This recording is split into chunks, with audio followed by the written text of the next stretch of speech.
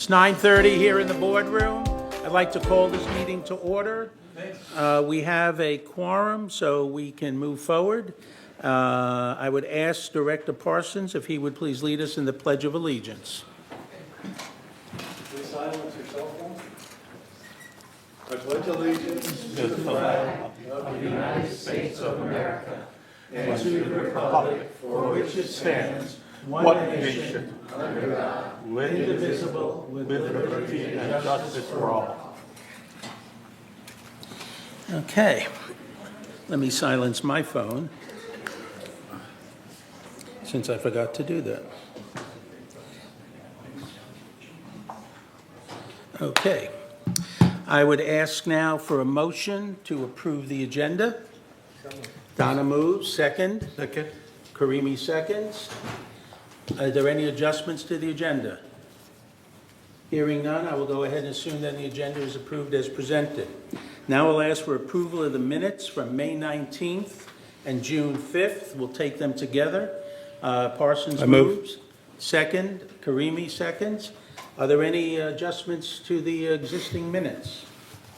Hearing none, I will go ahead then and assume that they are approved as presented. Report of the chair. We're going to have Chris Macon from the City Council. As our city manager, I also notice our mayor is here in the audience. Welcome. And I see you brought security with you, bodyguard. I'm traveling with the security guard now, what can I say? Well, welcome. Good morning, everyone. And like you said, yes, Mayor McCary is in the audience today as well. We've been making the rounds this month as part of our quarterly updates to the boards, talking specifically about law enforcement. So one of the things I wanted to do today, and he'll chat in a moment, but is introduce you to our new Chief of Police Services, Captain Ryan Anderson. You'll hear from him in a moment. But I wanted to just introduce his comments by saying that in California, the typical way that law enforcement services are provided is either through the county or through the city. They're provided through the county when there is no city, and then they're provided through the city when there is a city. Same situation is true here. Under the powers afforded to us by the California Constitution, the city is the provider of police services in Laguna Woods.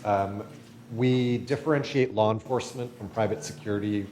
A couple of means, but primarily it relates to peace officers having the ability to arrest, to seize property, search and seizure as well. Most California cities have the ability to contract with the county for law enforcement services. That's what we do in Laguna Woods. So since, next slide, sorry. Since July of 1999, the city has contracted with the County of Orange for law enforcement services. What that means in practical terms is that the Orange County Sheriff's Department provides law enforcement services here, so they function as the city's police department. They function under the direction of a local chief of police services, which since March has been Captain Anderson. As is the case in most jurisdictions, law enforcement services occupy a significant portion of the city's operating budget. We have other budgets for capital improvements and things, but for our operating budget, which we refer to as our general fund, contract costs for law enforcement services are about 43% of our budget. There was most recently a one-year contract for law enforcement services approved for the service period starting July 1st, which is the start of the city's fiscal year. That totals just under $3.64 million. One of the things that Captain Anderson's going to talk to you about are the services that we provide both directly and then services that we have available to us as a result of that contract that really exceed the services that most cities are able to provide with in-house police departments. With that, I'm going to turn it over to Captain Anderson. Thank you, Chris. Good morning, everyone. My name is Captain Ryan Anderson. I've been with the Orange County Sheriff's Department just over 20 years now, and I'm very fortunate and happy to be here to serve the community of Laguna Woods. So with that, I'm going to get right into some of the statistics here. So you could see the calls for service are almost up to 7,000 for the year. What's really interesting about this mix for calls is we have 50% coming from community members and 50% coming from the deputies out in the field. That's a really good mix because it shows that we have good community engagement. The community is willing to call us for service, whatever they think the activity might be suspicious or criminal. But then that also shows that we have deputies, motor officers, things like that, that are actually going out and being proactive and being a deterrent for crime and making sure we're responsive to the community's needs. So that's a really good balance. But as you can see, our calls are trending up, but that's par for the course. When it comes to categories, these are very, very broad categories, but they are for the entire community of Laguna Woods. So 81% of the calls fall into these 4 buckets. Checks, you can see we have about 2,800 calls there. So that could be something for a welfare check or somebody asking us to check on a neighbor. It could be, a 911 hang-up, anything like that that somebody needs assistance for. That's a big chunk of our calls. When it comes to traffic related, we're hovering around 1,100 calls for service right there. Traffic is a big deal. We only generally have jurisdiction mostly on the private streets. However, it could be a hit and run. It could be some type of traffic collision. It could just be, traffic violations. Anything traffic related, that's going to fall into that box. Suspicious calls, it could be something that's a suspicious person walking around near a home or somebody who may be under the influence walking around, just some type of suspicious activity call. That's hovering around 800 calls for service. So that's a good one too. And I'll get into that, see something, say something in a second. General crimes, we have 2 general buckets, right? Property crimes, crimes against persons, hovering right around 731 calls, which is pretty good in my opinion.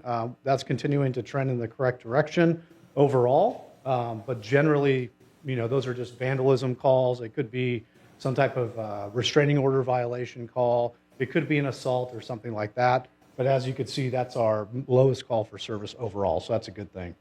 See something, say something, talking about engagement. This is where we ask this board and members of the community, if you see something that's suspicious or just doesn't look right, please call us, right? So there's a couple numbers here.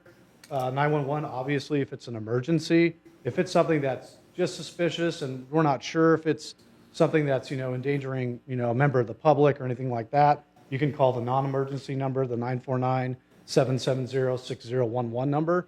And the third number there is general matters, the 949-425-1800. That is our substation in Aliso Viejo.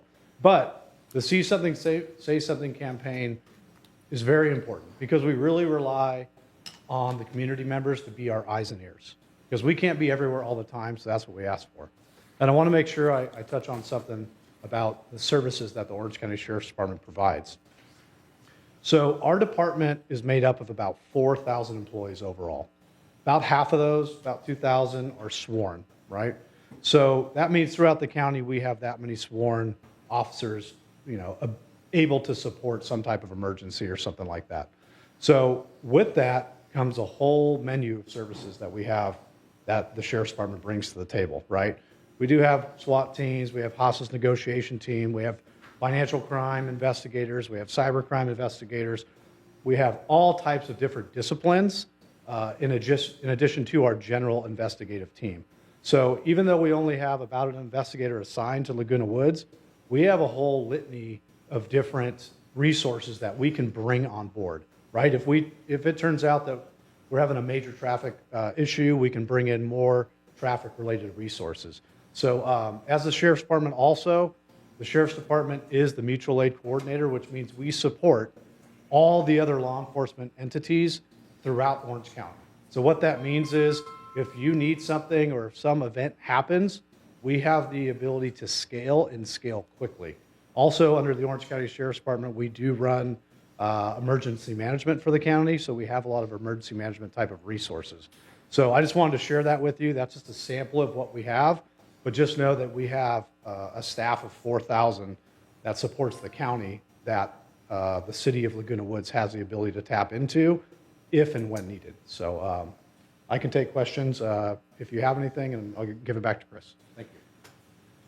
Yeah, we wanted to focus on law enforcement today. If you have any questions about general city affairs, happy to answer those as well, but really wanted to give you an opportunity to meet the current chief of police for the community. So thank you for your time today, as always. Okay, Chris, thank you. Captain, thank you also. Board members, any comments, any thoughts? Director Creamy. Captain? welcome on board. Thank you for keeping us safe. Looking forward to that. And I have a question about the fire department, the new station. Is there any update on that? We meet with the Orange County Fire Authority every other week on the both prospective temporary station and permanent station. They're looking at going out for a design bid solicitation or design build solicitation towards the middle of this summer. So the project remains on track. It's moving forward. There's nothing particularly significant to share with you today other than that the different pieces that need to be put into place are being put into place. Yeah, the reason I'm asking because it's impact gate 10 and 11 Yep. mainly, and that's why Yep. I keep asking. Do we have engine for them, or do we have to procure engines? The city had to procure. No, so the staffing and the apparatus for the new fire station are actually already in service. So even though we don't have the new permanent station constructed and operational, the staff have been assigned and the engines have been purchased. They're actually right across the freeway at a station in Lake Forest right now. So as soon as something opens here, they'll be moved over here, but they're already in place. Thank you. Thank you. Thank you. Anybody else? Gentlemen, thank you, and Captain, welcome again. Thank you. Thank you, everyone. Appreciate it. All right. Other than that, we'll move on to the open forum. 3 minutes per speaker. At this time, members only may address the Board of Directors regarding items not on the agenda and within the jurisdiction of this Board of Directors.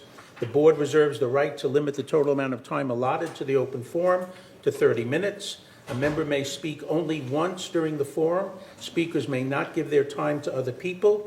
No audio, video recording by attendees, and please, no rude or threatening comments. Michaela? Yes. First speaker is Juanita Skillman.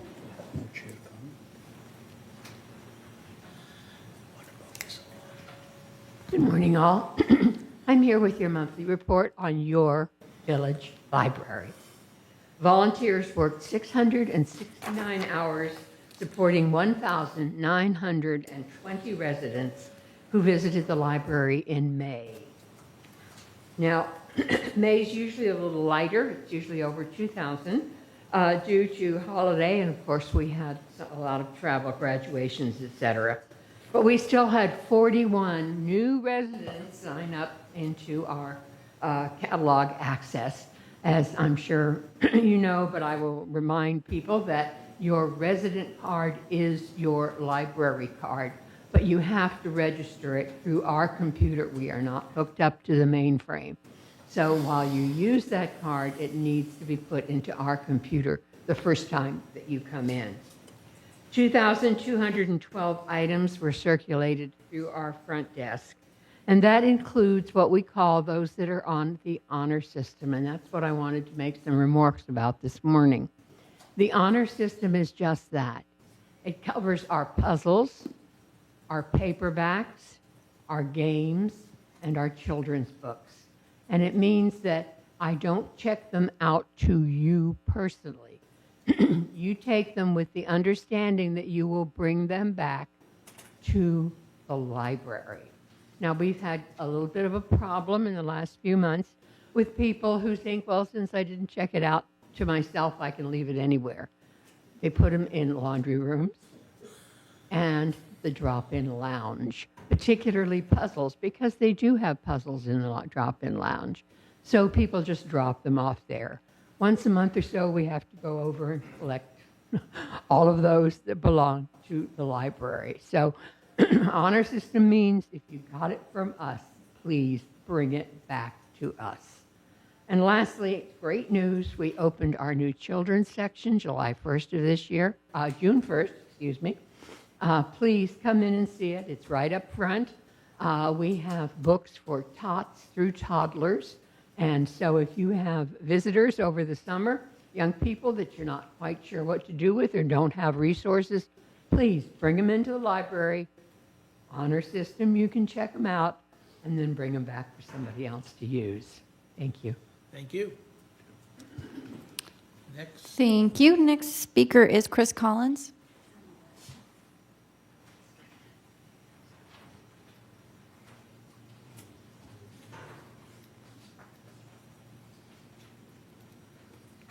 Good morning, Chris Collins, 3306Q, and I'm here with an update on the work that the Foundation of Laguna Woods Village does on behalf of residents who are experiencing temporary financial crisis.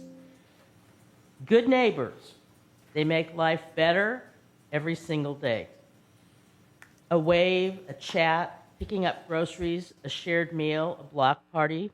Sometimes it's small, sometimes it's organized, but it always matters. In a world where connection can often mean a click or just a comment, real face-to-face moments matter more than ever. And that's why the foundation has decided to bring back our Good Neighbor project. And this is for the third year. And it's just in time for Good Neighbor Month, which is in September. So we're inviting village clubs to dream a little and do a lot.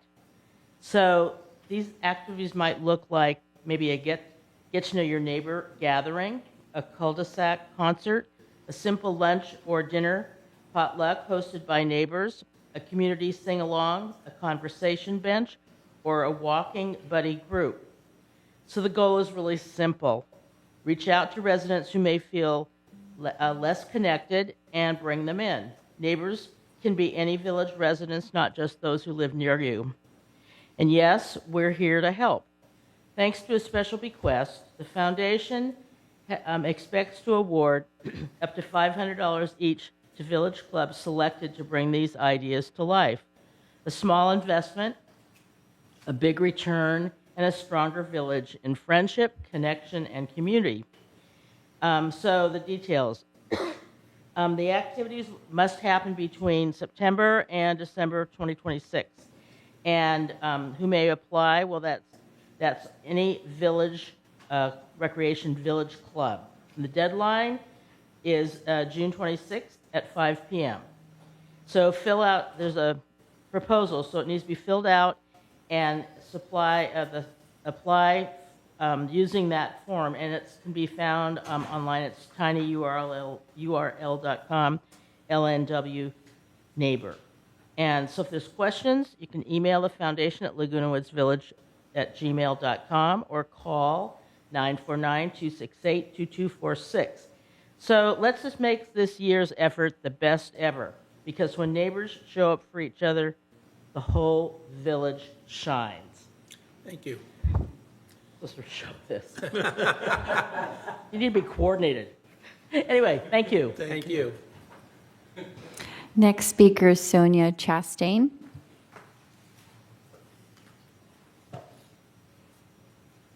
Sonia Chastain, 5334C. I'm concerned that many people do not answer the phones and do not respond to a message.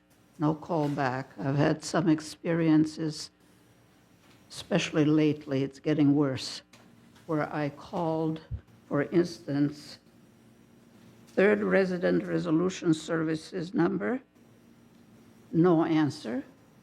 And when I left a message, I didn't get a call back. I called security for something, no answer.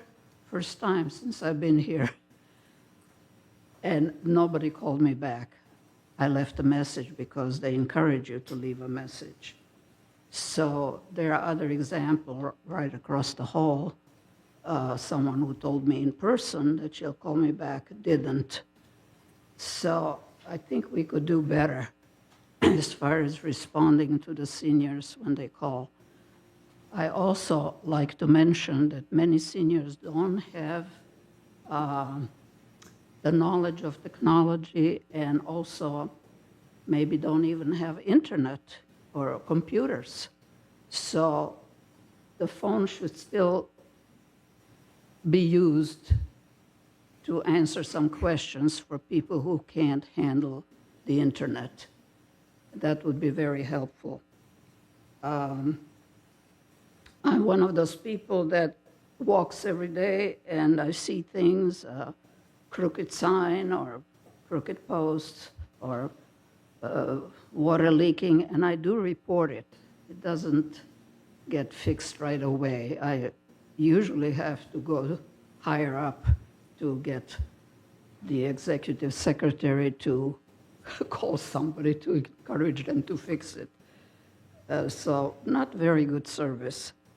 I also want to mention, even though I do plan to go to the landscaping committee, that I have a tree where a big limb fell off, hit my patio. I've tried to have that tree trimmed that hangs over the roof, I mean the triplex, over my roof and my neighbor's roof, and I don't get anything done. And I'm afraid to wash my windows in the back in case another limb falls. It could kill somebody. People walk with dogs, and landscaping crew cuts the grass. They could get hit. If that limb, which was about this wide, fell on somebody, that person probably would have been killed. And I just don't know who to talk to regarding that particular tree.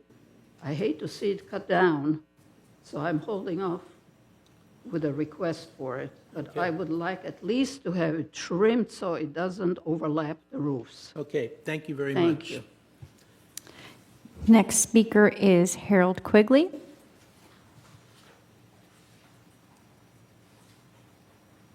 Good morning. Thank you for the complimentary coffee.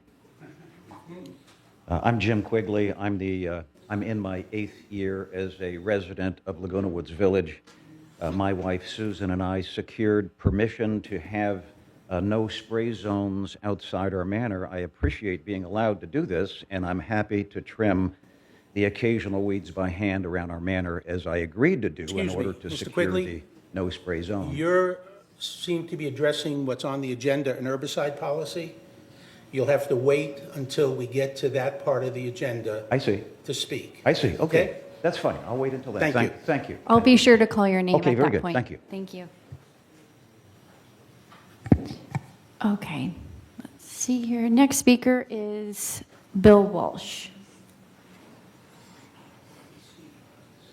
Good morning. I came to talk about streetlights. It so happens that even though Third owns 788 of them, 30 to 35 of those streetlights belong to the city. And this was a subject that came up 8 or 9 years ago on the Third board about the city would like to put in LED lights in those light fixtures, but there's some issues with the wording in the agreement between the city and Third. United apparently just made amendments, and the city is going to replace the existing light fixtures in United, 188 of them, with LED lights. LED lighting is going to save the city money, and LED lighting is brighter in general for people who are walking at night around the village. And that was one of the major reasons Third went out and replaced all of the what were then high-pressure sodium lights with LED lighting about 8 or 9 years ago. So I request that you get a hold of Chris Macon, have a conversation with him, and the lawyers between the city and United worked out the amendments. So you have something to work with there.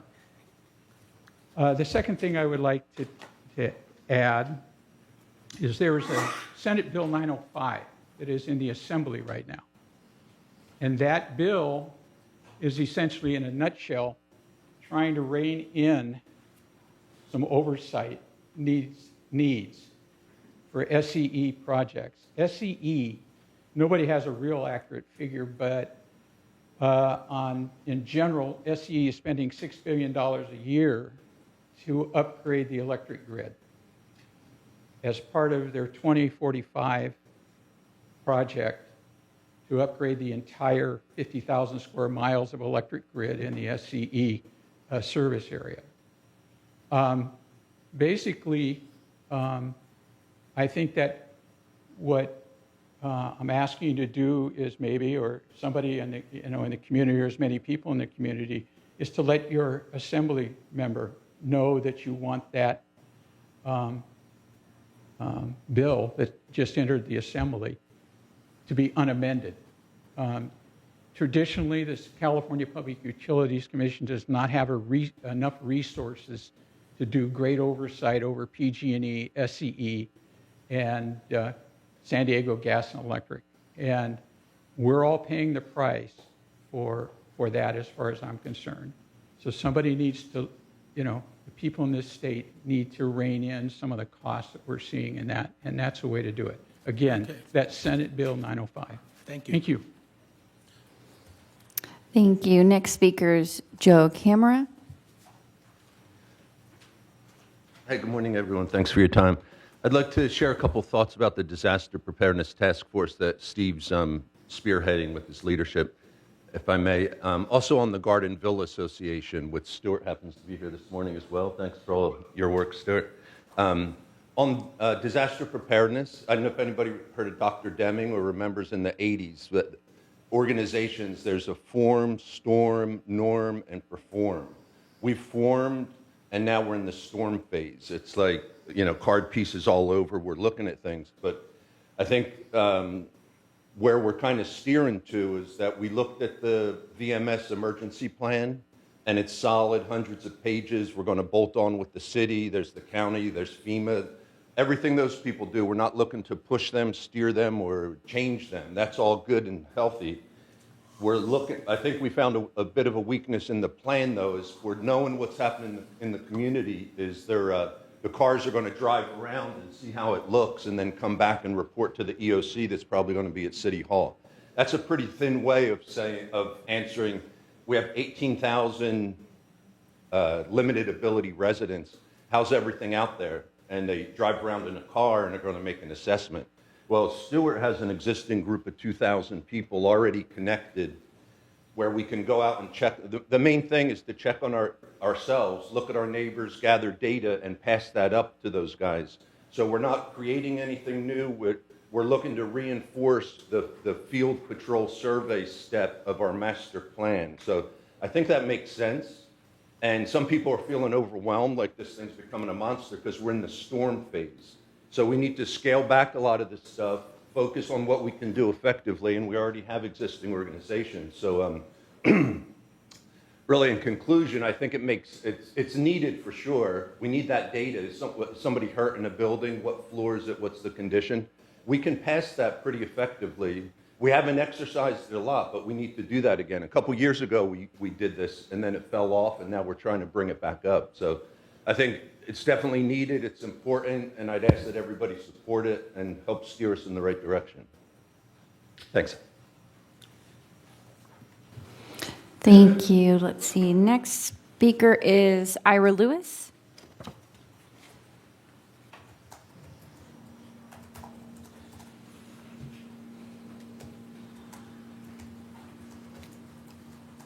Good morning. Good morning.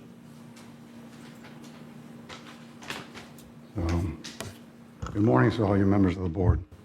I'm here to share a growing concern within the community, one that focuses on the long-term health of Third Mutual. More and more recommendations brought to you are framed around staff convenience or limitations rather than what strengthens Third Mutual. This raises a larger question whether the 10-year-old do-it-yourself on-the-job training management model is still serving this community. You as the board are fiduciaries. VMS is not. When VMS announces delays, cost overruns, makes mistakes, it's Third Mutual that absorbs the cost and the risk. It may be time to consider a more capable, future-ready path, partnering with a professional firm experienced in managing large 55 and up HOAs. With the right choice, Third Mutual could gain deeper expertise, reduce liability, and position itself for lower long-term costs and stronger operational stability. This is an opportunity to elevate our management model to match the scale and expectations of the community you all serve. Thanks. Thank you. Thank you. Final in-person speaker is Victoria Jahanmardi. And then we have one email that I'll read after. Good morning. My case is regarding the water damage that happened inside of my unit on October 19, 2022. At that time, I had a tenant that lived there for 10 years. And my tenant insurance handled the case and paid to the tenant and also HOA. The case, it took a long time. I was not in the process of incident and what is the work in the progress until 2022. And unfortunately, my tenant, she passed away in last June. And it was some kind of a status of limitation by insurance company to pay whatever is the liability and close the case. I acknowledge the balance of $2,800 on remaining balance. And the children of the tenants, they know about the remaining balance, but they say that the insurance is closed the case. I contact the financial department. It was lots of pause and delay. And I contact the financial department to ask what is whatever is outstanding and for what that insurance company delayed that one. Maybe it's overcharged, maybe it's something that I should not pay. And the lady, she helped me. She said that she asked the supervisor, and they say that this is the way it is because the insurance company did not explain to them what repair was not covered by insurance. Now I am requesting, a board to waive this charge. I think it's $2,418.48. With the service charge, it's $2,488. And currently, I am resident of the Laguna Woods Village, and I had roofing damage, for my skylight. And the vendor explained to me that even I get notification for 2 skylights, but 4 is damaged. And I know that rational reason is my skylight, it has 10 years old, and I need to repair that one. And I do that. But this one, I am questioning. Thank you so much for your time and attention. Thank you. Thank you. And then we have an email sent in by a Teresa Frost. I'm going to use the timer because the letter is pretty lengthy, so I want to make sure I have enough time to speak. Okay, she said, to the GRF United Mutual and Third Mutual boards, I'm writing to provide an updated perspective regarding the coyote situation in Laguna Woods Village. As many of you know, I was deeply concerned by the coyote abatement efforts that occurred previously. After living through both the period immediately following the abatement and the subsequent return of significant coyote activity, I believe it is important to share what many residents are currently experiencing. I've lived on the slope for the past 10 years. During that time, coyote activity has always been a part of life in our community. However, I have observed changes in coyote behavior that concern me. Whether the actual population has increased or not, my experience has been that encounters with coyotes are more frequent and that some animals appear significantly more comfortable around people than in the past. While coyote activity was already a concern before the abatement, many residents, including myself, have observed more frequent encounters and increasing boldness in coyote behavior. Encounters that once seemed occasional now appear more common, and some coyotes appear increasingly comfortable occupying residential spaces and remaining in close proximity to people. The issue extends beyond sightings alone. The greatest impact is the constant vigilance many residents now feel in their daily lives. This is not a situation where residents can simply avoid certain trails, parks, or isolated open space areas. In many parts of the village, coyotes are present in the same residential spaces where people live, walk, and take their pets outside. Coyotes are regularly seen on sidewalks, between buildings and green belts and near the doors. Residents encounter them during ordinary daily activities, not only in designated wildlife areas. What concerns me most is that this hypervigilance is becoming normalized. A walk with a dog should be relaxing. Neighbors should be able to enjoy outdoor spaces without constantly scanning for wildlife activity. When residents feel compelled to remain on guard whenever they step outside, quality of life is affected even when no attack occurs. As a dog owner, I have experienced the stress that comes with this reality. Each time I take my dog outside, I find myself scanning that area, remaining alert and evaluating potential risks. Conversations with neighbors suggest that many residents are experiencing the same thing. The concern is not limited to pet owners. Residents walk alone, exercising, visiting neighbors, or simply enjoying the outdoors are increasingly aware of coyote activity around them. What has become clear to me is that this issue cannot be solved through a single action, whether that action is abatement or inaction. The village needs a long-term management strategy that addresses the root causes of habituation and reduces conflict between residents and wildlife. And I'll end it there because it continues on. But that is the end of open forum. Speakers. Okay, thank you. All right, board members' responses. We'll start with, first of all, for Juanita, thank you very much for what the library does. You folks do wonderful work. So thank you. And thank you for coming on a monthly basis and giving us updates and letting us know now about the availability of books for children. So thank you. Chris Collins, Foundation, she's already left, but the Foundation, as you know, does wonderful work, and we're all very much appreciative of that and look forward to the work that they continue to do and hope that people will apply for those $500 grant opportunities. All right. As for Ms. Chastain,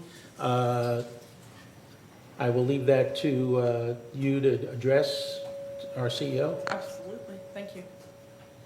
You'll get back with her about that? Yes, we already talked before the meeting, thank you. Oh, okay. All right. Bill, thanks for your comments. We'll be in touch with City Hall and talk to Chris specifically about that issue. So thank you for making us aware of that. Joe Camara on disaster preparedness, thank you for the work that you're doing along with the Garden Villa, and we'll be talking about this in closed session today as well.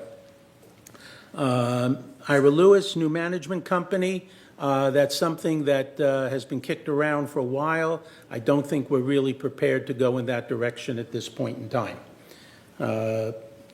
Miss Jamarati, the water damage, that is something the board cannot take up publicly here, but we'll certainly talk about that in closed session. Okay? And as for Ms. Frost and the Coyotes, thank you. I'm not sure what we can do about it as an individual board, but it is being worked on. There's a meeting coming up with the city and the other entities that are responsible for dealing with the coyote issue. So that is not something that we're ignoring, but it's not something that we as a third board have control over, and we're working with the proper entities on that. Anybody else want to respond to anything? I would. Peggy. Oh, Peggy? I didn't know you were on. All right, Peggy, go ahead. Yes, I would like to respond to the coyotes. And that is, the city has passed an ordinance recently. And I would like to have the city ordinance kind of read to us. But we do have something we can do. And that is, we can actually ask our security to be very diligent in people that feed the coyotes, as well as fruit trees, because the ordinance addresses both. Thank you. Okay, thank you. Anybody else? Comments? Other than that, thank you all for your coming and presenting to us the various different issues. All right, moving along. Next item on the agenda is the CEO report. Thank you very much, Honorable President, members of the board. It's my privilege to bring you up to date on a few items that are happening in the village this morning. The first is a new program that's being offered by Manor Alterations, and this seeks to make the process understandable to anyone embarking on remodeling projects. Manor Alterations, working with our video staff on the third floor, are producing short, easy-to-follow videos that address frequently asked questions, such as where to begin, what may be required for your project, and so forth. The available videos are on our village website under Services, Manor Alterations, Welcome to Manor Alterations. Available videos to date include Welcome to Manor Alterations and Manor Alterations Resale Inspection Process. Also, upcoming is the Manor Alterations Town Hall meeting presented by VMS and the city, which will be held this Friday at 9 o'clock to noon in Clubhouse 5. Learn about updates to permit processing, flooring, accessibility, and other current topics. And again, we appreciate the city's partnership in this effort. Our communications team has launched a new endeavor to help educate residents about what information resources are available to them. The communications pop-ups bring different informational resources to events throughout the community. They have a laptop to demonstrate the website, help people register for different items such as Everbridge, what's up in the village, and so on, and contain all the brochures and flyers on current topics in our community. On the next slide are the dates of the upcoming communications pop-ups. They've held 2 to date, and the next one will be Tuesday, July 28th at Clubhouse 4 between 11 a.m. and 1 p.m.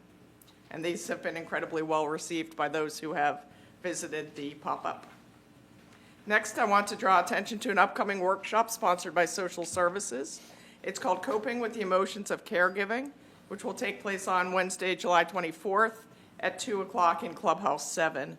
The presentation will offer practical ways to cope and manage the difficult emotions associated with caregiving, and no registration is required. This Friday, Security is hosting a bicycle registration day. The registry event aims to raise theft awareness, reduce the number of unrecovered bicycles throughout the village, and increase the chances of a stolen bicycle being returned. Please bring your bicycle to the event. Social Security Services staff will photograph the bike and add the serial number to the department's bicycle database. We've talked a little bit about coyotes this morning. We want to remind residents of the importance of reporting coyotes, as reporting is critical to coyote mitigation by allowing animal services to target hot spots in our community. Please report coyotes to the non-emergency coyote hotline. The number is 949-639-0501. You'll be asked to leave a message, or alternatively, you can email coyotes@lagunabeachcity.net. We also want to mention that the city is embarking on augmented coyote hazing activities by using an experienced contractor to provide non-lethal coyote hazing services using compressed air guns. They're white in color, so they won't be confused with actual firearms or anything like that. And they shoot water pellets at coyotes. The service hours will be between 7 and 10 a.m. daily. And again, this is intended to increase the frequency of enhanced hazing, as a regular implementation is considered most effective to keeping coyotes away from problem areas. In terms of the Ting Fiber Project update, Ting Internet has been installed in over 5,300 units as of this morning. More than 40% of manors have Ting Internet service, and over 50% of manors have been pre-wired for upcoming internet service. To those who live in gates 1 through 6, I know these are largely United, those are eligible to schedule their installation now. Ting reaches out to everyone, but if you want to be proactive and schedule your installation, please call 714-263-1826. And we've also want to make everyone aware that it's important to keep your contact information current through resident services. That way we can reach out to you if we want to schedule Ting installation or anything else.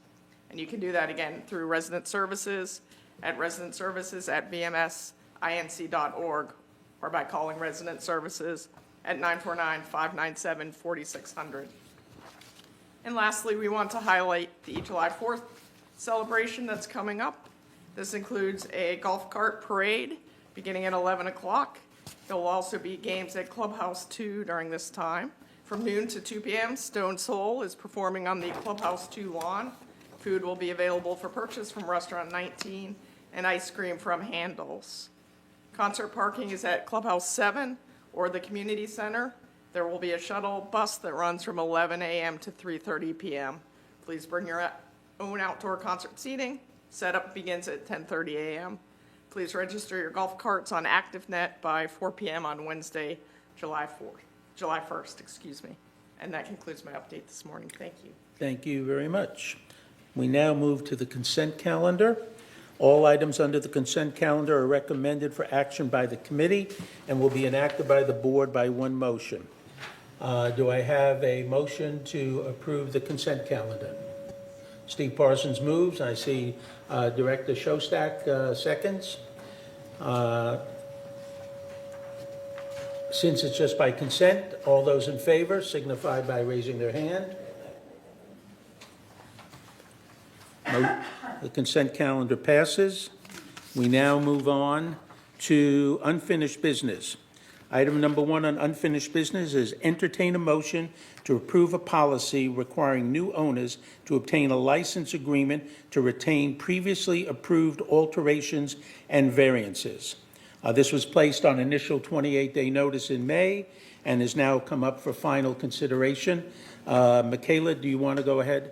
Ruth, are you going to read from there, or should I have Michaela read? Have Michaela read? She's not yet. Okay, Okay. no problem. Yes. Thank you. Yep, no problem. Resolution 0326XX, policy requiring new owners to obtain a license agreement to retain previously approved alterations and variances. Whereas the Third Laguna Hills Mutual recognizes the need to amend policies and create new policies as necessary, and whereas license agreements are required whenever an approved alteration is directly connected with common area and/or exclusive use common area, and whereas the license agreement by design only remains enforceable for the original requester, and whereas if the member with an approved alteration sells their manor, the seller, existing member, is obligated either to remove the approved alteration prior to selling the manor or verify if the new buyer decides to keep the approved alteration. If the new buyer decides to keep the approved alteration, then the buyer is required to send a new license agreement. Now, therefore, be it resolved, June 16, 2026, that the Board of Directors of this corporation hereby adopts the policy requesting new owners to obtain a license agreements as attached to the official meeting minutes, and resolve further that as a part of the escrow process, all approved alterations will be verified and listed on the first resale inspection report.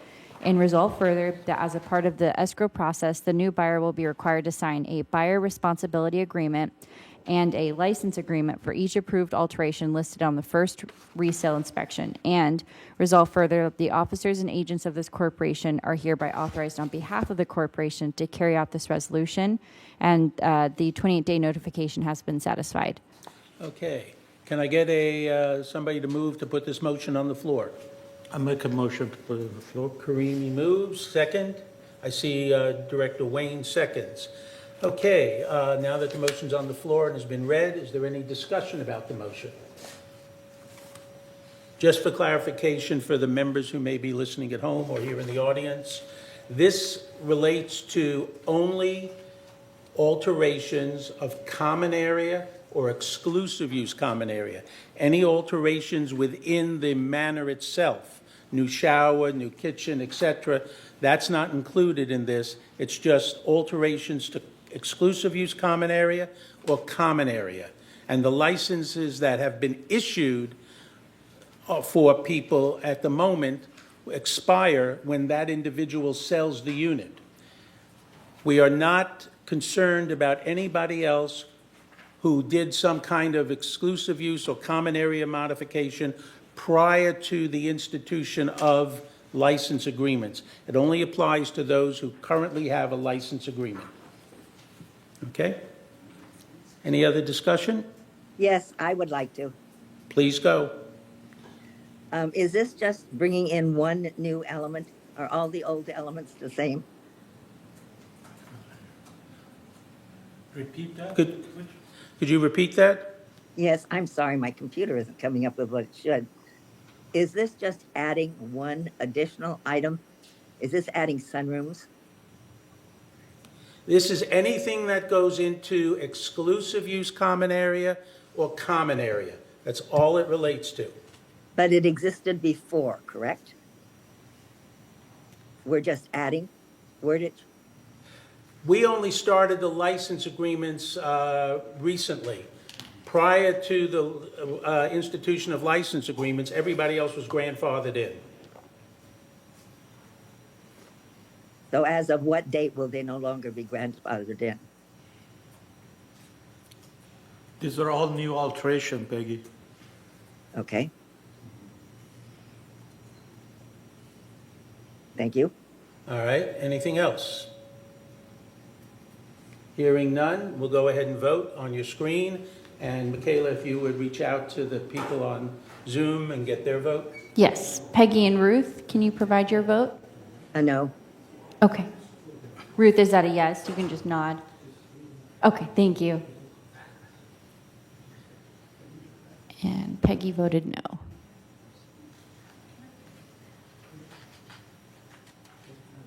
All right, motion passes 8 yes, 1 no. All right, we move on. Next is discussion of and possible action to establish a joint water conservation committee. Directors to develop a committee charter. Donna, I'll look to you since this falls within your bailiwick. Yeah, and later on in the meeting, when we get to GRF committee reports, this item is there.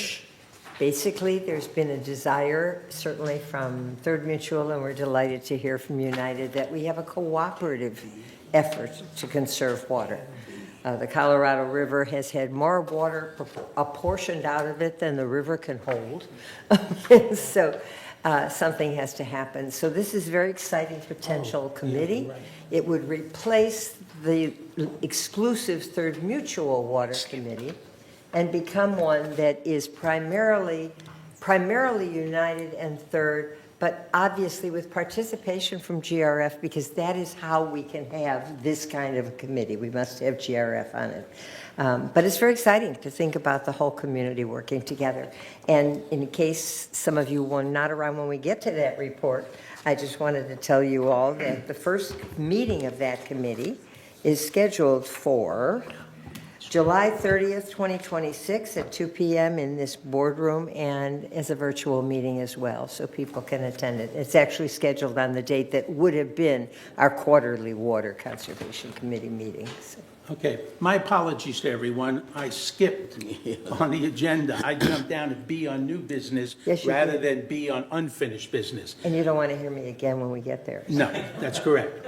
I would love to hear from So you. 10B on unfinished business, recommendation to deny the revisions to the herbicide spray guidelines and acknowledgement form. Can I get a motion to deny the proposed new herbicide policy? I'll make a motion to deny. I saw Craig I'll Wayne's second hand it. first. I'll second it. Who seconded? I seconded it. Okay, Peggy? Okay, Peggy seconds it. All right. Discussion about this. All right. This is a situation where landscaping has come forward with a new proposed policy related to herbicide, that people who would request the no herbicide would also then be responsible for the maintenance of all the landscaping associated where the herbicide is not being sprayed. This committee is now moving to deny that recommendation and therefore stick with the current existing herbicide policy. All right? We have speakers to this. Bring them forward. Yes, we have 2 in-person and 1 email. The first in-person speaker is Gail Lewis.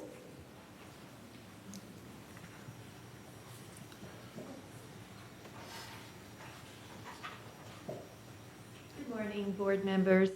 I am a cancer survivor, and I share my home with a dog who loves nothing more than rolling in the grass.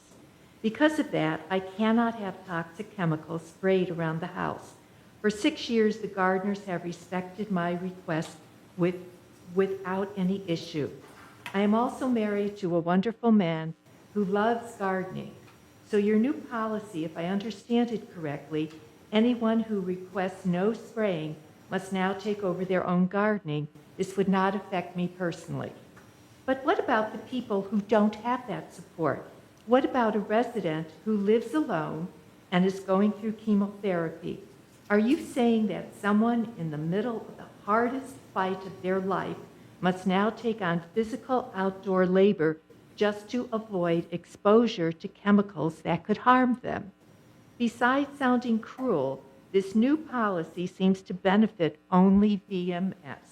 It shifts responsibility away from VMS and onto the vulnerable residents instead of VMS providing solutions that protects everyone's health and safety.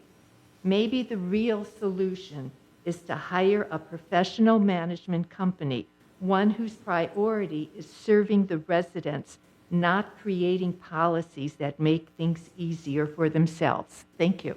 So you're speaking for the recommendation of the board? The board is choosing to deny the policy. Yes, So you're speaking in support of the denial of the policy. Of leaving Just things want to make sure. the same Just want to as make they sure. are now. Thank you. Okay. Next speaker is Harold Quigley.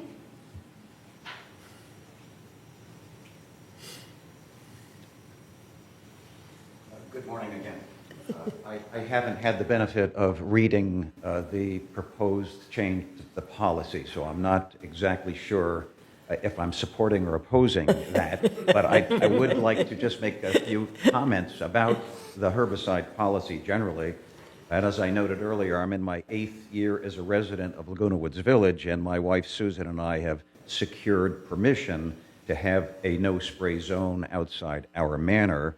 And I appreciate being allowed to do this, and I'm happy to trim the occasional weeds by hand around our manor, as I agreed to do in order to secure the no-spray zone. And I urge this board to allow this sort of arrangement to continue. I watched in horror one afternoon as the grandchildren of a neighbor ran barefoot across a stretch of lawn that had just earlier that day been sprayed with a herbicide, and shortly thereafter they were munching on snacks. Their exposure to the herbicide was through the 3 pathways: ingestion, absorption, and inhalation. I did not observe that they had washed their feet or their hands as they hungrily devoured their snacks, and surely they were also breathing in the minute particles from the herbicide application. The people who apply it get all of the equipment. Those who are in the yard do not. Do we have any toxicologist or epidemiologist here today? Any biologist or pathologist? Okay.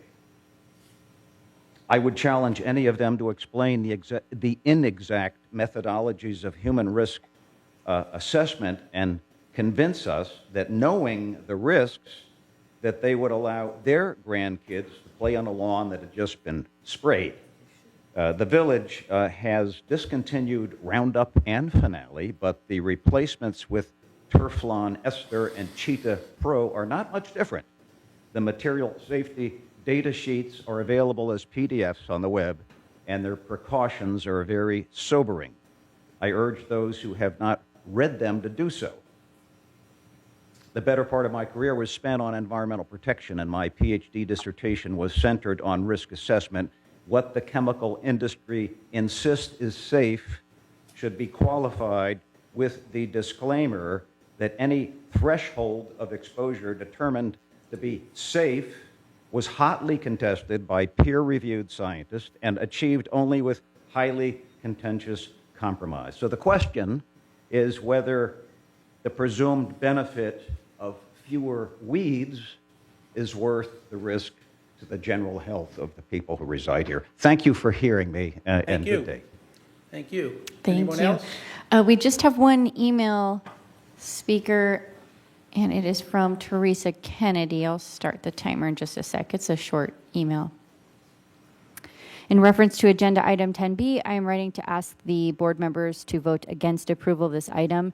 Not sure why the current process, which allows members to opt out of having herbicides sprayed around their units, has to change at all. I feel like the proposed new method will require even more administrative work for staff and directly puts more burden on residents. Please vote no. Thank you. And that is all.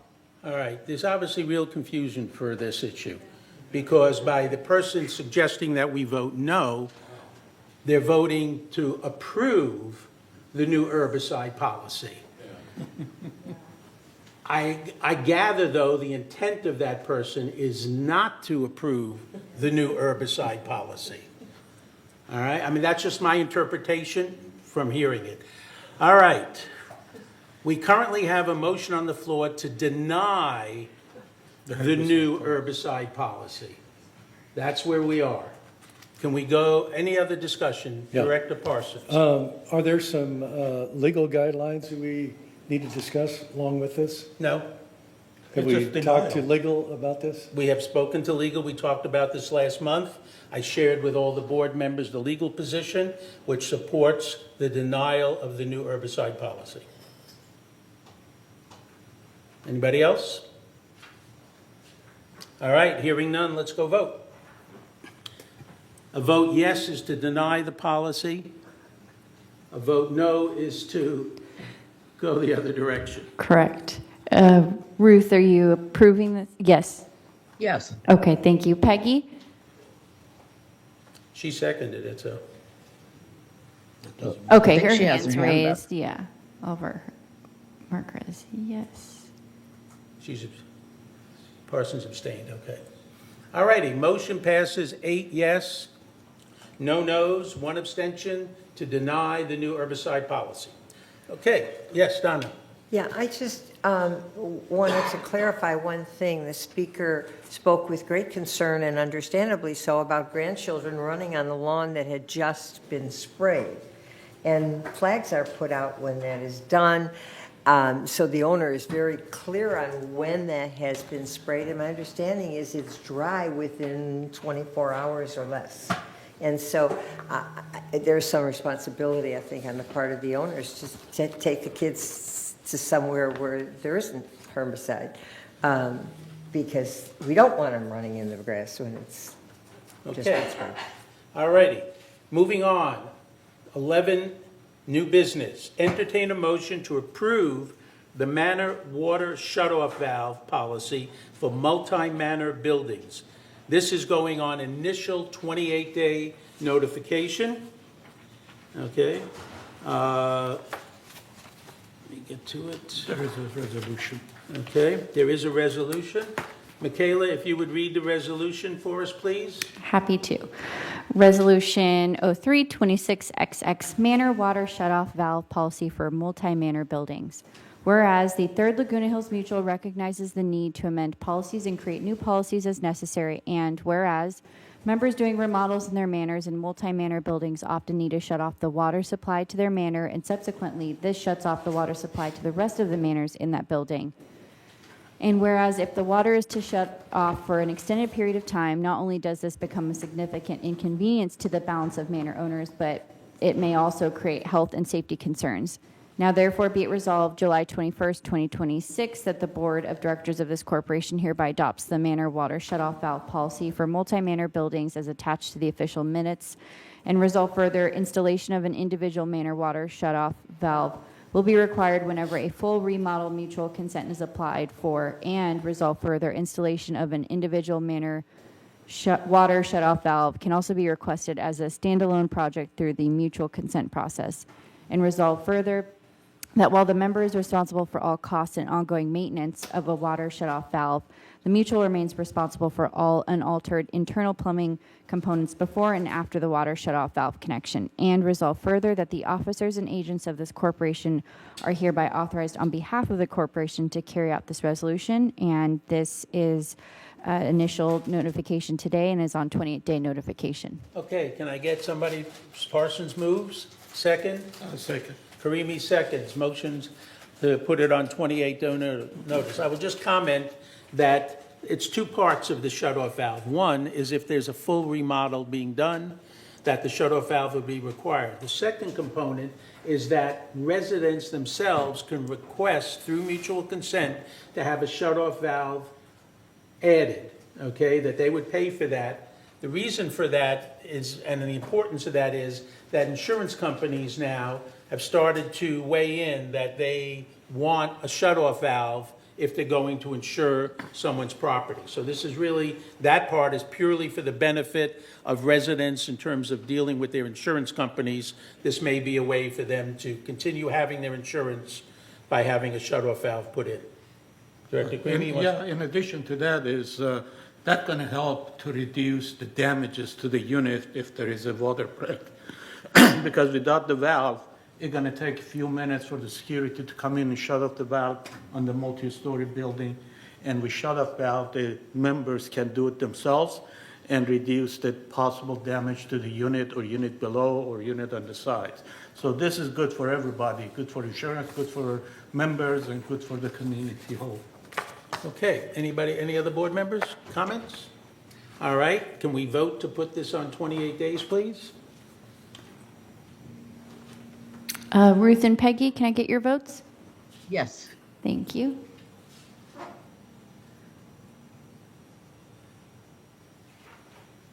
Peggy, can I get your vote? Yes. Thank you. Okay, motion passes 9 in favor, no noes, and no abstentions. So now that's on 28-day notice. And that concludes that business. We now move to Third Mutual Committee reports. First up, Director Fox, timeout. I think we have to go back to the water conservation. She already did it. Yeah, We- just Water, but for she did it. reference, I did. We still need to make a motion. We need a motion. So United did the same thing at their board meeting. We need a formal motion from the board to establish a joint water conservation committee, because this committee will All right, because it then said meet. discussion and possible action. Yes. That's how I read it, rather than. I'll make a necessary. motion to Thank you. move forward with the formation. I'll definitely second that one. Thank you. Okay. Anybody else, comments or questions related to establishing a joint water conservation committee? No. Hearing none, let's go ahead and vote. Okay, Peggy and Ruth? Yes. Thank you. Yes. Thank you both. All right, voting is done. It's all 9 in favor, in support of Donna and what she wants to do for, on behalf of the community. The So thank community you. wants to do, so Well, thank no, you. but you're leading that, so thank you. All right, we now move to committee reports. Director Fox, Treasurer, floor is yours. Thank you, Mr. President. Okay, the financial report, the treasurer's report for June 16, 2026. Slide 1, through the reporting period of April 30, 2026, total revenue for third was $17.3 million compared to expenses of $14.8 million. So year to date, we're showing a net positive revenue of $2.5 million. Moving to slide 2, this table takes the full income statement and compares those results to budget. We can see that third ended the period better than budget by $2.5 million when combining both operating and reserve revenues and expenses. Slide 3. Okay, the most significant variances to budget were attributable to outside services, favorable by $1.6 million, primarily in M&C due to the timing of planned reserve program work, including copper piping replacement, roof replacement programs prior to paint landscape work, and preventive roof maintenance. Copper piping and preventive roof maintenance are scheduled for later in the year, while roof replacement activity was impacted by project timing and a pending roof tile color decision. Prior to paint landscape work is also behind schedule due to paint program sequencing, as painting has taken longer than originally expected. As these projects move forward, related expenses are expected to increase in future months. We have employee compensation and related is favorable by $430,000, and that results primarily from landscape and M&C due to open positions. Impacted areas include grounds maintenance, irrigation, and damage restoration. Recruitment is in progress to fill open positions. Materials and supplies, $182,000 to the positive. That's primarily in M&C, again, due to the timing of materials usage. In programs throughout the community, such as dry rot and building structures in the carpentry department, along with exterior paint and concrete repairs in the streets and sidewalks department. And finally is the investment income, which is favorable because of higher investment returns in our treasury bills and more frequent in reinvestment of cash. Go to screen 4. You can see this pie chart, which presents our non-assessment revenues earned to date of $1.3 million by category, starting with our largest revenue generating categories of investment income, chargeable services, permit fee, so on and so forth. Screen 5. And on this chart, we see the expenses to date of the 14.8 million by category, starting with our largest categories of employee compensation and related, outside services, utilities, insurance, and so on. And then we move to number 6. We try to keep a close eye on the operating portion of our financial results. The operating fund shows a surplus of $786,000 through the reporting period of April 30th. This table shows how much of our revenue went into operations, with $10.6 million coming in from assessments and $856,000 coming in from non-assessment revenues. This is compared to operating expenditures of $10.6 million, not including depreciation. Screen 7. The non-operating fund balances as of April 30, 2026 totaled $36.6 million. In 2026, contributions, interest, and fund transfers totaled $5.9 million, while expenditures were $4.1 million. This table shows that our non-operating fund balances increased by $1.8 million year to date. Slide 8. Okay, this schedule compares the non-operating fund balances to historical fund balances for the past 5 years, illustrating 2026 reaching a high of $36.5 million. Third, Laguna Hills Mutual is committed to supporting reserve requirements and having more contingency funds for unexpected events. And finally, slide 9. This slide shows the resale history from 2024 through 2026. Through April 30, 2026, third resales totaled 88, which is 27 less resales than the prior year for the same time period.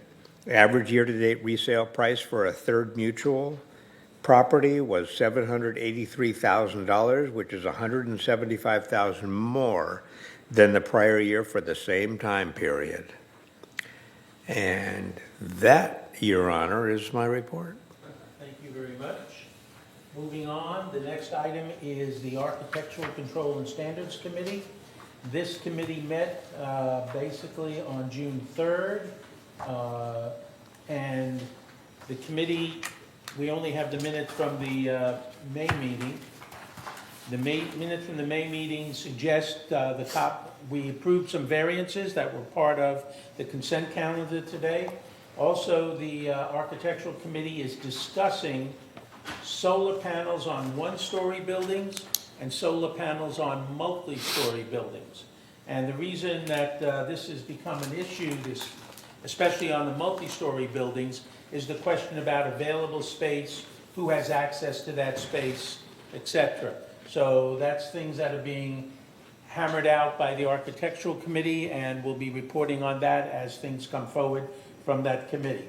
The next meeting of this committee is July 13th at 9:30 here in the boardroom. Next up is Maintenance Construction Committee with Director Karimi. Thank you, Mr. President. Maintenance Construction Committee met on June 3rd, and we have several items that were discussed. One of the items was about the smart toilet shut-off system and wireless leak detection sensors. The Maintenance and Construction provided a summary of the system and potential benefit. Based on the discussion, we decided to publicize this information through TV6 and Breeze, and Ms. Ruth Johnson was tasked with doing that on TV6 and writing a article for Breeze. Also, that's going to be a subject of town hall with Director Park, and I don't know if Director Ruth's going to be involved with that too, I guess. Yes. Okay. And then we also discussed the Seal Coat program update, that what we're doing. We are moving forward, and we're doing one stretch of the cul-de-sac with the new slurry, and we're going to see how that's going to work out. We also discussed there was a presentation by Verizon cell phone system to install a signal boosting antenna within the gate 11, within the third mutual, not gate 11 necessary. And the committee decided to forward that to the full board for discussion and decision process. We also discussed the Garden Wheelers Rec Room budget funding, and there was some question, and MNC is working on those to provide some answers. Our next meeting will be July 6th at 1:30 p.m. in the boardroom. Okay, thank you. Next up, report of the Landscape Committee, Director Parsons. Okay, thank you very much. Two significant items came up in our meeting. First one, a member commented on potential use of organic pesticides within the community. The Director of Landscape commented on the Landscape Department is constantly testing new pesticides for effectiveness. He also mentioned that organic pesticides cost much more than pesticides we are currently using. Topic 2, another topic of interest is the riser replacement project. This is a project to replace existing shrub bed risers near high traffic sidewalks with pop-up irrigation heads to reduce trip hazards and liability exposure. This was an item for discussion, and we thought this would be a worthwhile project. However, this project was prior introduced to the Finance Committee for consideration in the 2027 budget. The Finance Committee met prior to our meeting, and this project is being considered at that level. Next meeting will be Thursday, July 2nd, 2026 at 9:30 a.m. here in the boardroom. Thank you. Next up, report of the Resident Policy and Compliance Committee, Director Karimi. Mr. Chair, the Residence Policy Committee met on June 3rd, and I'm not sure, I think it was Architect and Standard Control rather than, right? Go ahead. I'm watching it. Okay, because, what happened? Okay. The Resident Policy and Compliance met on May 27th, and it was several items were discussed. The item for discussion was consideration of damage restoration policies, which staff made a presentation on that, and revision to financial qualification policy was discussed, resale procedure for exclusive common area, and those are the items for discussion. We discussed the manor water shut valve that we sent for approval, that was approved today for 24 days review process. And another discussion item was the electric vehicle charging in carports, and that's still going to be a item for discussion as we move forward, because there's a lot of involvement with that. There was a presentation by the damage restoration group about the LH21 storage building, and those were the item of discussion. Date of next meeting is June 23rd, 2026, 9:30 p.m. in boardroom. Okay, next up is the Garden Villa Recreation Room Committee. Director Yoon is not here today. I also noticed that on the minutes he wasn't present at the last meeting, but present from our board were James Hopkins and Ruth Johnson. Do either one of you have anything you want to share about that committee meeting? I know I'm putting you on the spot, but I can just look at the minutes, and if you want me to go ahead and just talk about that kind of thing. All right, I'm just looking at the minutes from that meeting, and apparently there were items for discussion and consideration. For example, component useful life master schedule. There was an update by staff member Adam Feelers. He presented the updated schedule and responded to questions. There was also the 2026 component replacement budget recommendations that were presented by Mr. Feelers, and the chair of the committee at that time moved to adopt the recommendation expenditures. The motion was moved and carried. There was also the fund balance projection. And then probably one of the big topics was the LVT flooring color selection. There was discussion.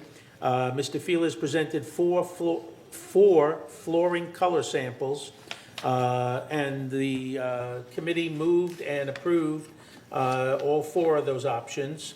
And there was a discussion of the recreation room internet service.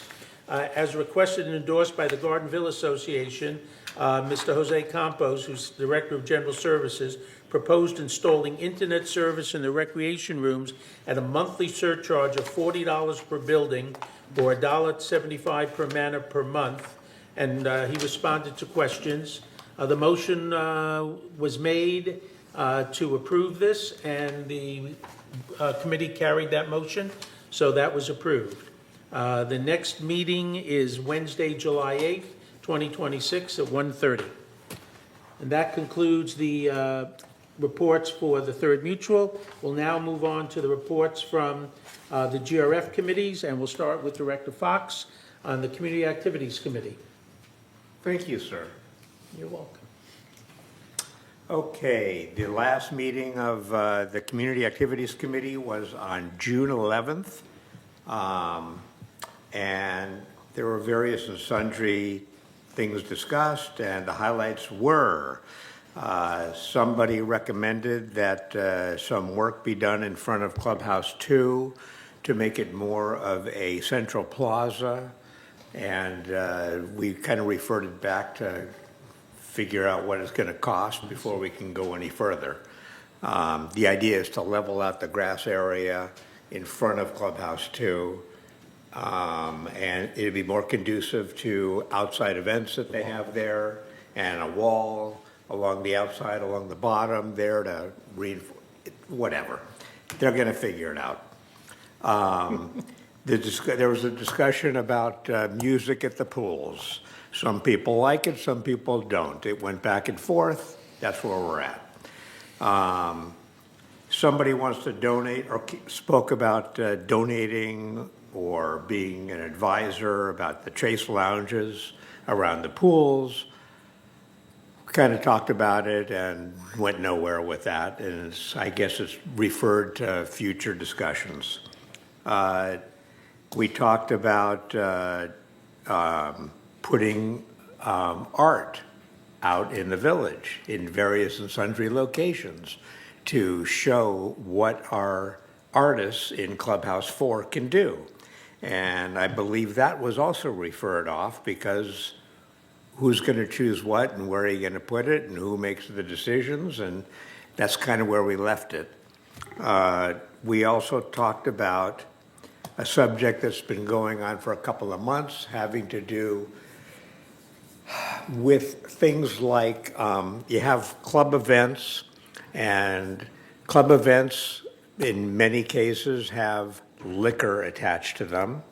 And the question was raised a couple of months ago as to whether there is insurance coverage for this. Like, if somebody brings alcohol, if they buy it from GRF, GRF is supplying the insurance, obviously, but let's say there's an event that is bring your own, and everybody brings their own, and they come staggering out, and they get in a car, and they're not safe drivers, period. But now you give them a little alcohol, and they're really bad drivers. Now, if they go out, the whole theory being that if you go into a bar, the bartender's on the hook if they serve you too many drinks, and you go out and have an accident. What's the story? What's the responsibility of the club or Third Mutual or GRF if somebody brings their own to an event, drinks too much? We should have been aware that people were like doing too much. And anyway, we referred it to insurance to see what our responsibility is and does our insurance actually cover this. And I don't think we ever really, we kind of passed modifications to the policies and procedures, but I think the recommendation was everybody should be aware of this and maybe get their own insurance. Each club should get their own insurance, which is kind of the way it was kind of left, which is a little unsatisfying to me, but it is what it is. And other than that, nothing else of note. One more thing. Some people want to donate like 3D printers to the village, and we discussed like a myriad and sundry different places throughout the village where they could put this with adequate ventilation and space requirements. And I don't think that we ever really, we referred it off to the MNC. To MNC to like take it over and figure it out. A lot of stuff. Took 2.5 hours to discuss, and that was it. Anyway, next meeting is on July 9th. Okay. You're having fun with that Sounds like committee, you're having don't a you? lot of discussion, but no actual decision-making. That's what Isn't that what committee work is all about? Sounds like pass the buck. Okay. Hey, we're good at that. Next up, don't go anywhere, you're up with then on traffic hearings. Okay. Oh, traffic. And My that's favorite why you subject. discussed alcohol, I guess. That's Yeah, the- so speaking of drinking and driving, no. Okay, so same traffic report that I give every month. People do bad things when they're driving, and some of them decide that they can contest it, and they come in here and we have a video, not for public consumption, and they see the video and they kind of realize that there's really not a lot they can say. I mean, they go rolling through stop signs or they're zipping down the street at 50 miles an hour, and it's like, what are you going to do? So they've taken a tack lately to throw themselves on the mercy of the traffic hearing committee, like please waive the fee or please reduce the fee. And there is the idea being moved up into the the resident policy of GRF or whatever committee it would be to raise the fees significantly. And the point being, some people will say we're unfairly trying to raise money for the village, for GRF, and that is not the intention at all. The intention is to, like, first offense right now is like $40 if you speed.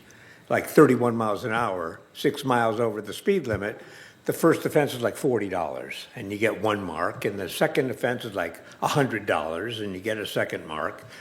Well, I recommended that they take it up to raise the fee to $250 for the first offense, and $500 for the second, and $750 for the third. We're not trying to raise money, but if you're going to get nicked for $250 for speeding in the village, I think that's going to make you think twice when you're going down via Carrizo at 60 miles an hour, and I almost get hit once a day backing out of my driveway, and they just zip down and nobody stops, and So this is all about you. this is all about me. Just want to understand. So, yeah. There are other places as well. Don't put that in the notes. But that's what we're trying to do, is trying to set the fee structure in such a way to be an actual deterrent. Okay. I have a question. Was it the fees were raised some time ago, again, with the same intent, not to raise money, but to hopefully increase compliance with stop signs and speed limits? And my answer to that- Has there been any change from the old structure was like $25 for the first offense? People Behavior wrote a has check and changed. didn't bother. But not, so has there been any reduction at all since those fees went up the first recently? Not to speak of. My answer to that is most of the fees were raised, but for some reason, the speeding Did not? did not get raised. Really? Yeah, it was stop signs. It was only Which is, stop the signs. stop signs got raised. And has it made a difference? Yes, it has. Okay. Okay. Thank you, Judge.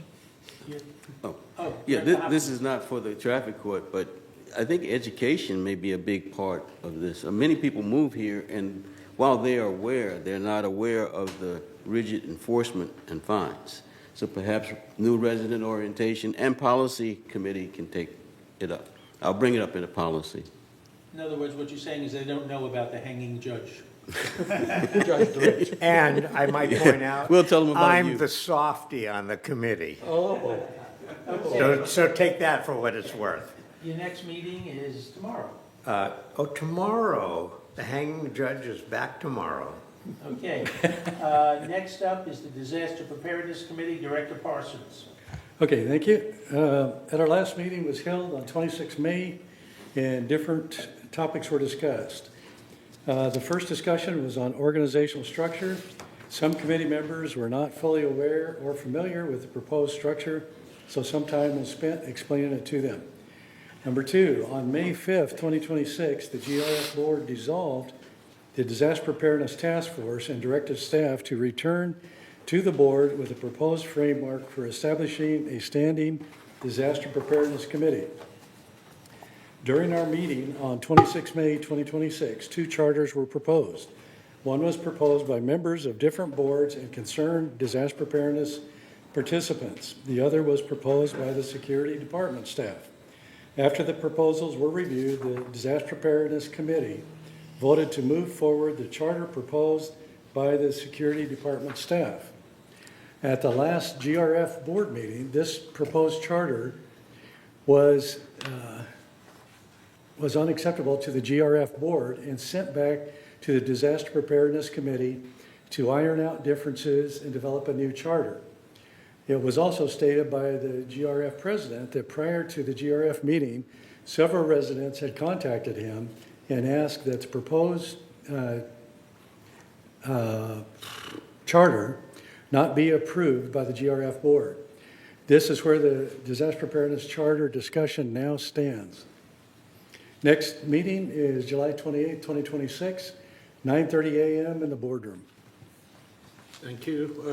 The next report is from GRF Maintenance Construction, the Director Hopkins. Yes, the committee met on June 10th, and we discussed the project log as well as the charge point summary, that is the EV summary. We also had a presentation on the Seal Coat program, 2026. There's 872,000 square feet being done. The Seal Coat program extends the life of the pavement. It is not a replacement. The Seal Coat program actually covers, it's a 7-year program, over time. We also talked about the pool replaster program, both at Clubhouse 2 and Clubhouse 6. The next meeting is August 12th, my birthday, at 9:30 in the boardroom. Thank you. The next report is from GRF Finance Committee, Director Fox.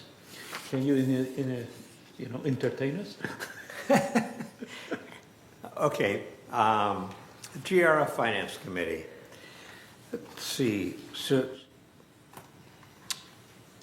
primarily, the committee is working on the 2027 budget version 1. That's been taking up most of the time.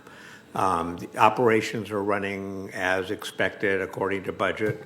I will point out, in conjunction with the budget discussion, is that people should be, if they haven't heard already, they should be aware that the per man or per month fee for the HOA fee is going up rather significantly for 2027. And most of that has to do with the Ting installation. There are a few little increases here and there, but it's going to go up around $52 for the GRF portion of the HOA dues. So that's really all I have to say on that. May I add, just to add some clarity on that, the Ting installation, Ting takes the place of West Coast Internet. So for the majority of folks, even though it's going to go, the HOA goes up, their total outlay may go down for the purposes of getting the internet and what we traditionally called cable or broadband. Yeah, because we each paid that individually. Yeah, those are, I think GRF has planned to discuss those further and have educational communication with the members and explain the position with the tape. I know, Okay. I go Can, down. if I can, Of course, enlighten us. in conjunction with that, I don't see it. I don't see that the vast majority of the village is going to see a decrease in their monthly outlay. I will, you may, but I pay for upgraded internet, and I pay for DirecTV, and I pay for other things, so I'm going to save money because, like, the DirecTV component of the HOA dues is going to be significantly less than what I'm paying on my own right now. Whereas not everybody has DirecTV, and not everybody is paying the extra $56 a month for enhanced internet with West Coast. So while some of us are going to greatly benefit the total outlay, a lot are not. So this was a point that was made at the budget meetings, the open budget meetings, to which I, in my own way, disagreed and got up and spoke to that effect, that not everybody is going to be getting this benefit that's being sold. So I just wanted All to right. say that. Well, again, that's a GRF. That's a issue, GRF problem. Not a third but issue. it comes.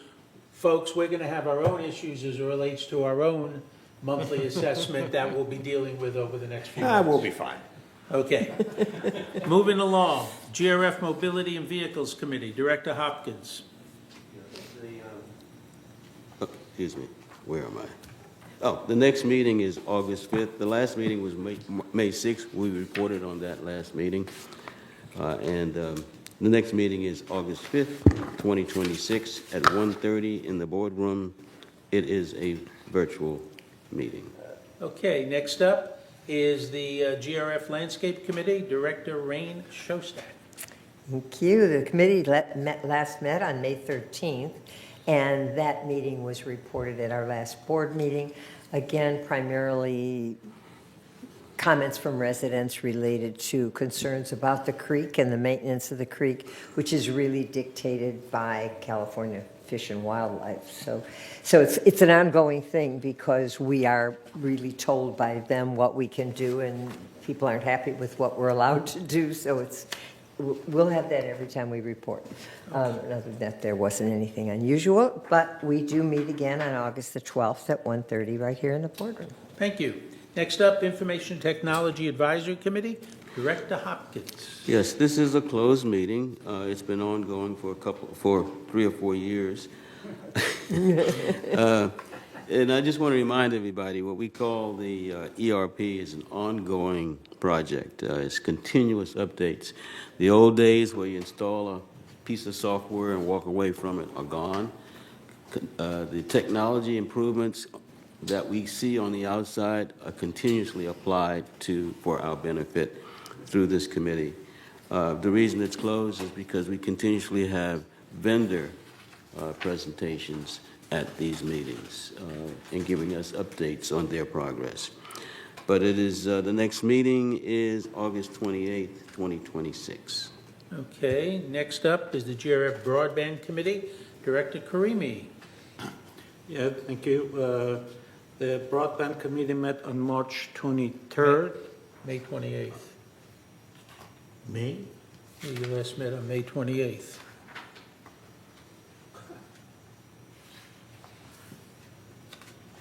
Oh,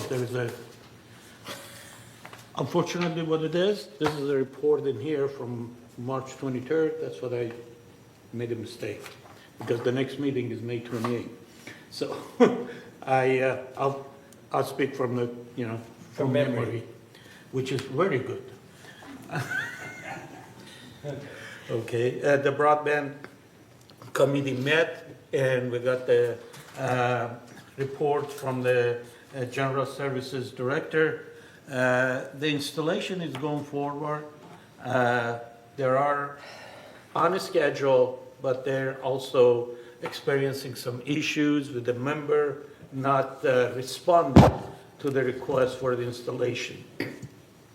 Actually, right now, gate 5 and 6 is up for installation, so you can call Ting directly and schedule your installation, because they try to contact members to make a schedule. You can be proactive and do your own scheduling also on the gate 5 and 6. So there are still members that are not responding.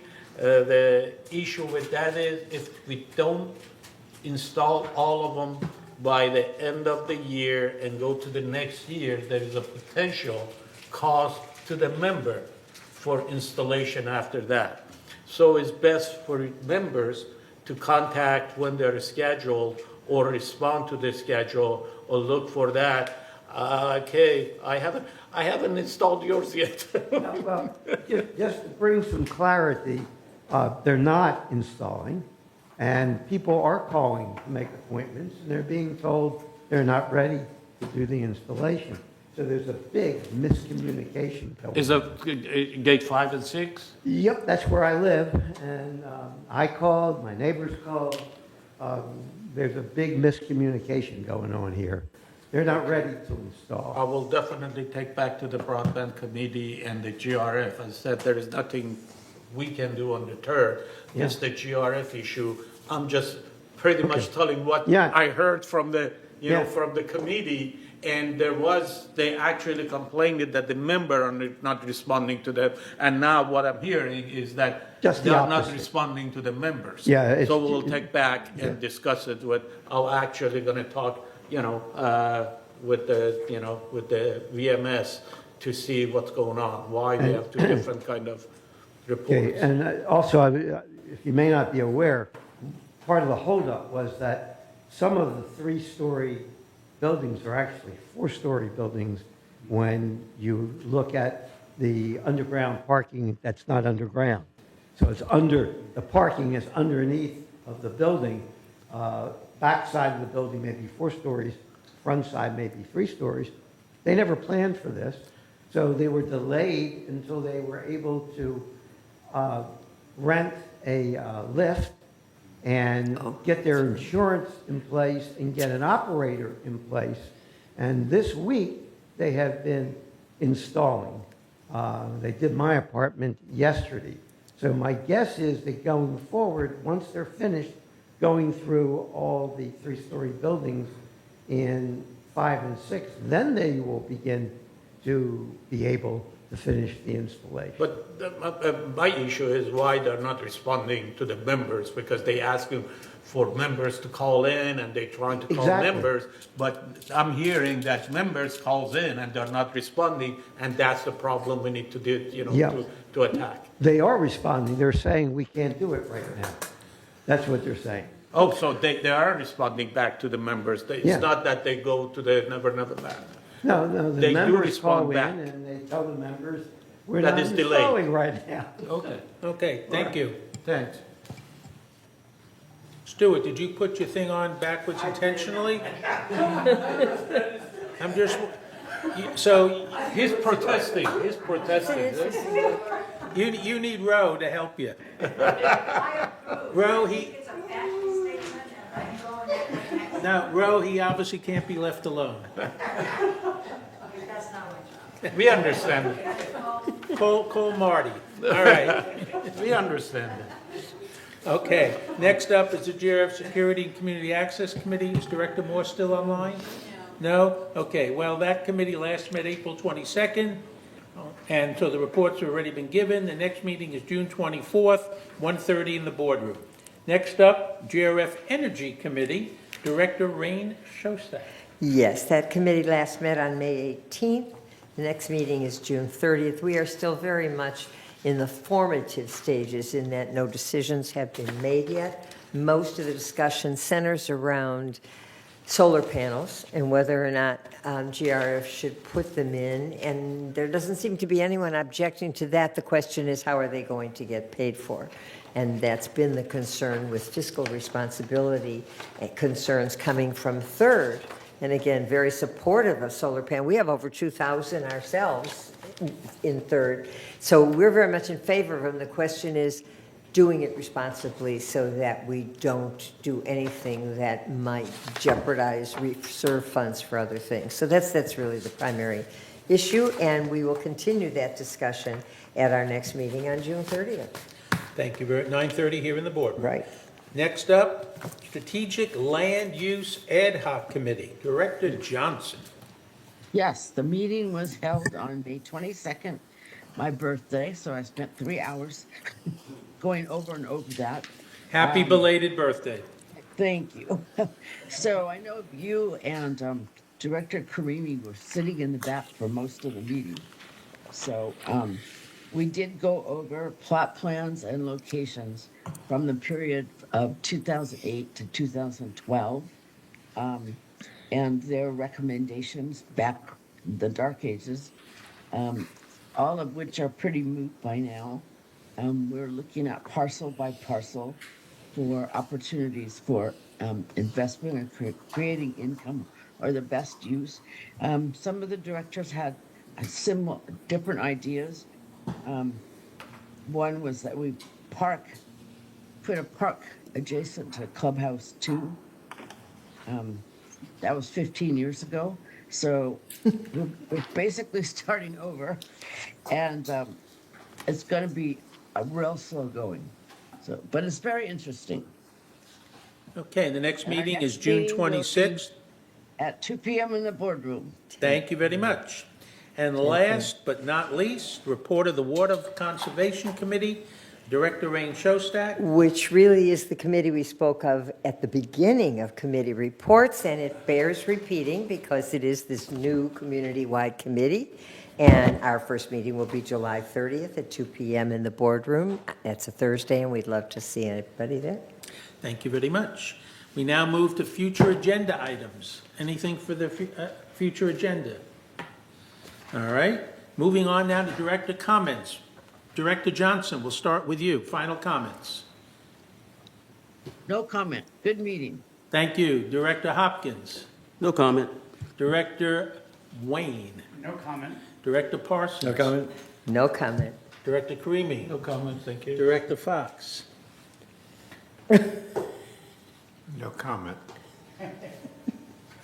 Director Rojas. No comment. And most importantly, Michaela? Ro, you got anything for us? Okay, just want to give you a shot. All right. At this point, we will recess. It's 11:19. We'll recess. We'll reconvene upstairs for our closed meeting. We'll begin our closed meeting at high noon. That's a little scary. And You know at what that happened point, then? we are in recess. Become all at time? Become all?